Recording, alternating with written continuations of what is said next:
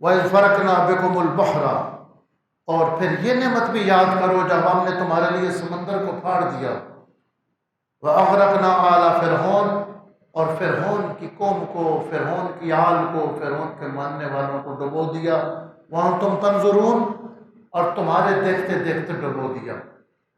یہ اگرچہ ان کے آباء و اجداد نے یہ دیکھا تھا، لیکن اولاد کو سامنے بتایا جا رہا ہے کہ تمہارے آباء و اجداد کے دیکھتے دیکھتے ان کے سامنے حضرت موسیٰ علیہ السلام کے بارے میں جب فرعون نے پورا پروگرام بنا لیا کہ ان کے ماننے والوں کو اب قتل کیا جائے، اور وہ بہت غصے میں تھا، تو اللہ تعالیٰ نے حکم دیا کہ اے موسیٰ علیہ السلام، آپ اپنے ماننے والوں کو اکٹھا کریں اور راتوں رات مصر سے آگے سفر کریں۔ رات کے وقت موسیٰ علیہ السلام نے سفر شروع کیا۔ قرآن مجید میں الگ مقام پر یہ بیان بھی ہوا ہے کہ وہ رات کا سفر تھا۔ موسیٰ علیہ السلام نے اپنی قوم کو ساتھ لیا، جب دریائے نیل کے کنارے پہنچے تو اللہ نے حکم دیا تو آپ نے دریا پر اپنا عصا مبارک، جو معجزہ تھا، جو معجز تھا اور معجزہ تھا، معجزہ یہ ہوتا ہے کہ وہاں عقل انسانی عاجز آ جاتی، وہاں عقل جو ہے بے بس ہو جاتی ہے معجزے کے سامنے۔ معجزے کا لفظی معنی یہ عاجز کر دینے والا، بے بس کر دینے والا۔ اللہ نے نبیوں کو معجزے کی طاقت دی ہے۔ موسیٰ علیہ السلام کو اللہ نے ایک عصا مبارک دیا تھا جو ایک معجزہ تھا۔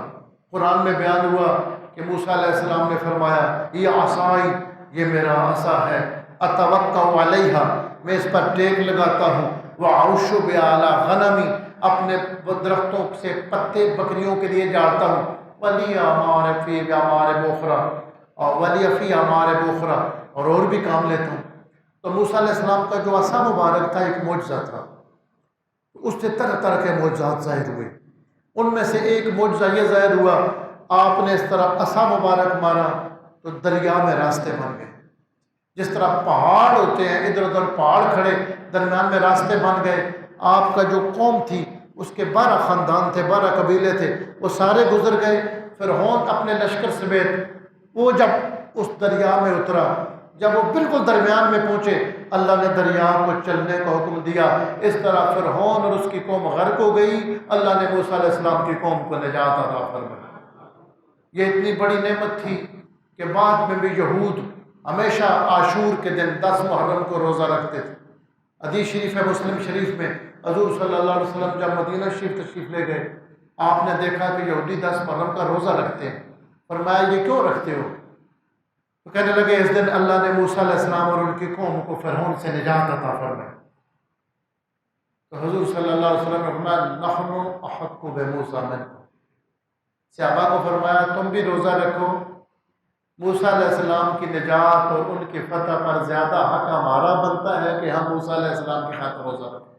تو آپ نے عاشورے کے روزے کا حکم ارشاد فرمایا تھا۔ جس سال آپ کا وصال ہوا اس سال پھر آپ نے فرمایا کہ یہودی چونکہ ایک ہی رکھتے ہیں لہذا تم 9 کا بھی ساتھ رکھو۔